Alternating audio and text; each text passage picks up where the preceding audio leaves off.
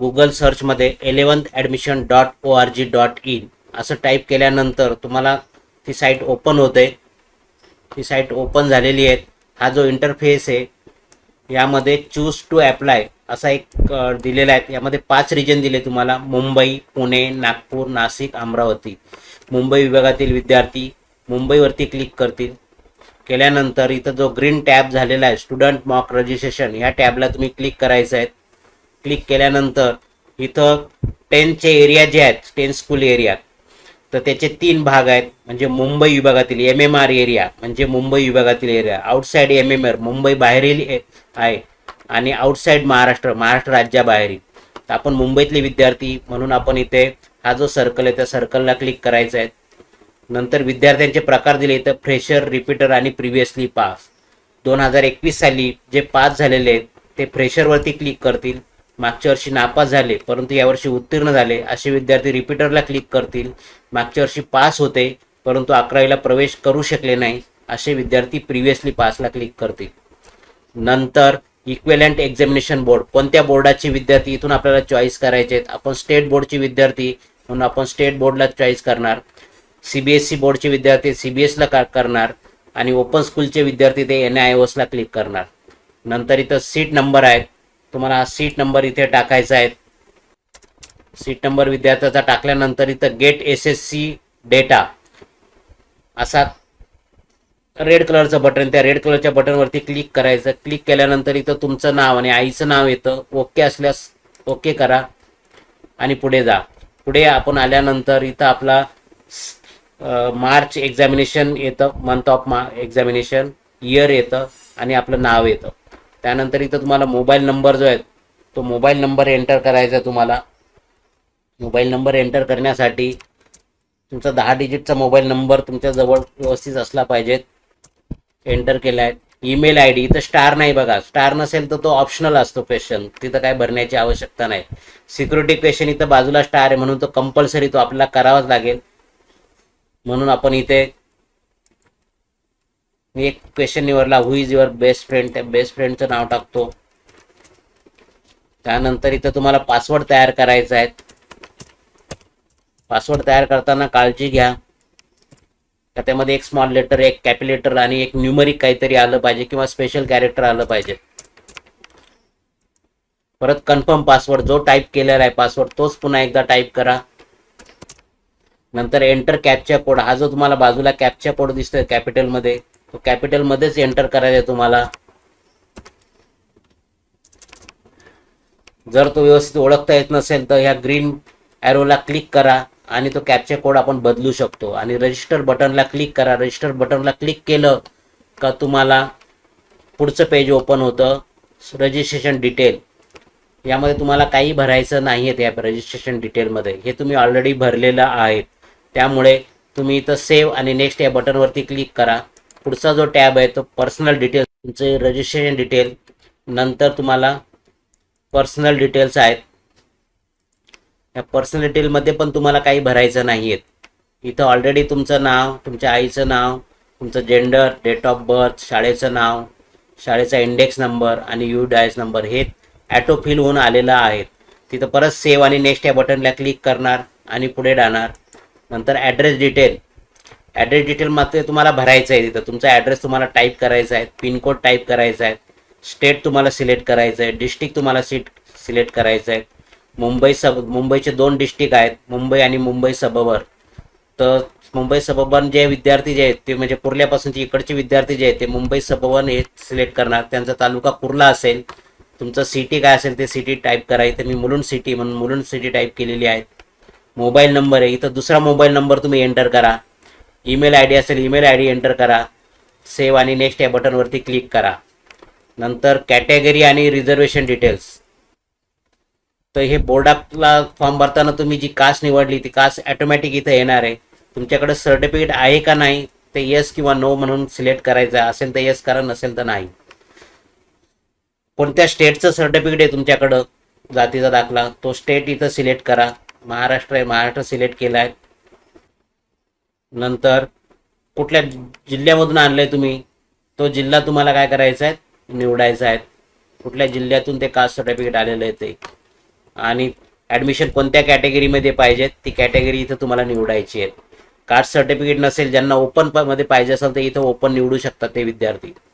त्यानंतर काही प्रश्नांची उत्तर तुम्हाला येस नोच्या स्वरूपात द्यायची. हँडिकॅप असेल येस करा, नसेल तर नाही. एफेक्टेड एरिया असेल, अर्थक्वेक वगैरे असे काही प्रकार असतील, यस करा, नसेल तर नो. तुमच्या वडिलांची ट्रान्सफर होऊन आली असेल नुकतीच या मुंबई शहरामध्ये, यस, नसेल तर नो. नंतर ग्रँड पॅरेंट्स तुमचे फ्रीडम फायटर असेल, स्वातंत्र्य सेनानी असेल, यस, नसेल तर नो. एक सर्व्हिसमॅन तुमचे आई वडील काय असेल, यस, नसेल तर नो, मिलिटरीमध्ये असेल तर. आणि स्पोर्ट्स कॅटेगरी तुम्हाला जर डिस्ट्रिक्ट लेवलचं असेल किंवा नॅशनल लेवलचं सर्टिफिकेट तुमच्याकडे असेल तर यस करा, नसेल तर नो.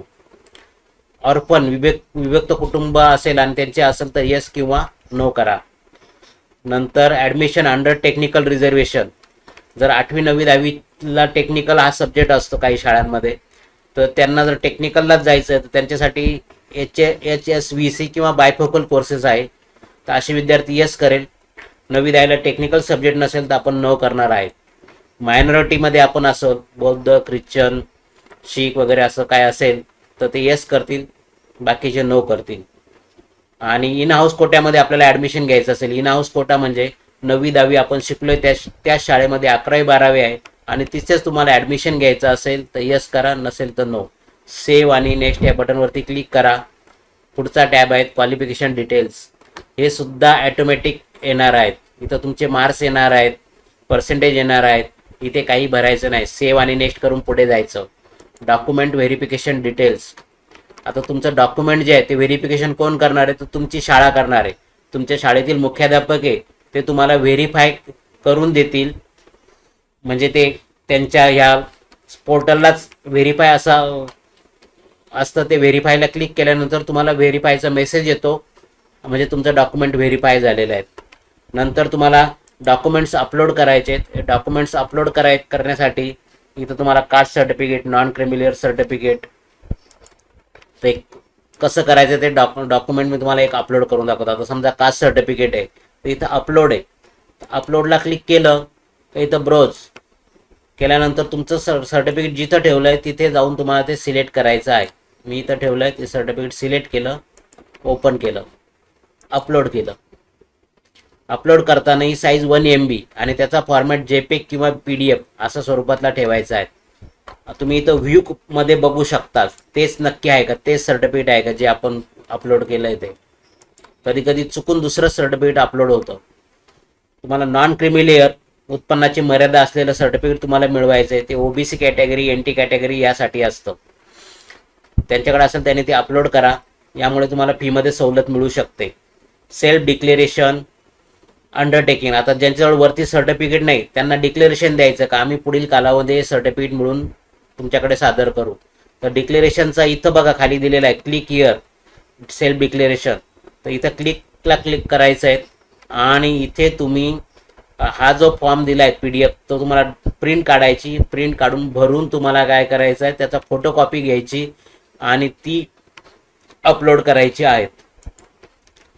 अपलोड डिक्लेरेशन फॉर्म इथं अपलोड करायचे आहे. एखादं सर्टिफिकेट तुम्हाला बदलायचं असेल तर तुम्ही इथून डिलीट करू शकतात आणि पुन्हा अपलोड करू शकतात. ते झाल्यानंतर तुम्हाला पे ॲडमिशन फॉर प्रोसेसिंग फी, आता जी फी ठरवली असेल ती तुम्हाला तुमचा डेबिट कार्ड, ATM कार्ड या मार्फत तुम्ही काय करू शकता ती फी भरू शकतात.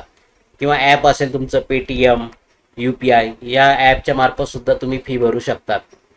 ती ठरल्यानंतर इथं क्लिक केल्यानंतर तुम्हाला येईल डिटेल्स काय आहे ते 150 रुपीज असेल किंवा काय अधिक असेल काय त्याप्रमाणे. नंतर तुम्हाला लॉक ॲप्लिकेशन फॉर्म, शेवटचा टॅब लॉक ॲप्लिकेशन फॉर्म, इथं तुमचा हा फॉर्म नंबर जो आहे MT100728 हा तुमच्याकडे स्क्रीनशॉट असला पाहिजे. तो 2-3 ठिकाणी लिहून असला पाहिजे. मोबाईलमध्ये त्याचा फोटो काढून ठेवा, सेव्ह करून ठेवा. हा अत्यंत महत्त्वाचा नंबर आहे. तुम्हाला फॉर्ममध्ये जे डिटेल भरले तुम्ही इथे काळजीपूर्वक वाचून घ्यायचे लॉक करण्यापूर्वी. काय चुकलं नाही ना, काय राहिले का भरायचं, कॅटेगरी बरोबर आलेली का, ॲड्रेस बरोबर आला आहे का, मोबाईल नंबर बरोबर आला आहे का, बरोबर सर्टिफिकेट बरोबर आहेत का, हे सगळं तुम्ही इथं चेक करू शकतात. आता तुमचं इथं व्हेरिफिकेशन स्टेटस आहे ना ते पेंडिंग आहे. जोपर्यंत इथं ॲप्रूव्ह शब्द येत नाही, इथं ॲप्रूव्ह शब्द येत नाही, तोपर्यंत तुम्हाला फॉर्म लॉक करता येणार. इथं तुम्हाला ॲप्रूव्ह असणं गरजेचं आहे. आणि ॲप्रूव्ह कोण करणार आहे? तुमच्या शाळेचे मुख्याध्यापक ॲप्रूव्ह करणार आहेत. हे ॲप्रूव्ह आल्यानंतर तुम्ही इथं काय करायचं? I have declare and understand that, इथं टिक मार्क करायचं आणि लॉक फॉर्म करायचा. हा फॉर्म लॉक झाल्यानंतरच तुम्हाला फॉर्म 2 हा ओपन करता येईल. तुमचा फॉर्म हा जर लॉक नसेल तर पुढचा फॉर्म 2 ओपन होणार नाही. तर अशा पद्धतीने तुम्ही हा व्हिडिओ बघून तुमचं मॉक रजिस्ट्रेशनची अनेक वेळा प्रॅक्टिस करा 8 तारखेपर्यंत. आणि 9 तारखेला तुम्हाला पुन्हा फ्रेशमध्ये हा सगळा फॉर्म पुन्हा भरायचा आहे आणि मेन ॲडमिशनच्या प्रक्रियेमध्ये तुम्हाला समाविष्ट व्हायचं आहे. जर तुम्हाला हा व्हिडिओ आवडला असेल तर तुम्ही ती शेअर करा आणि हा चॅनल जो आहे त्या चॅनलला सबस्क्राईब करा.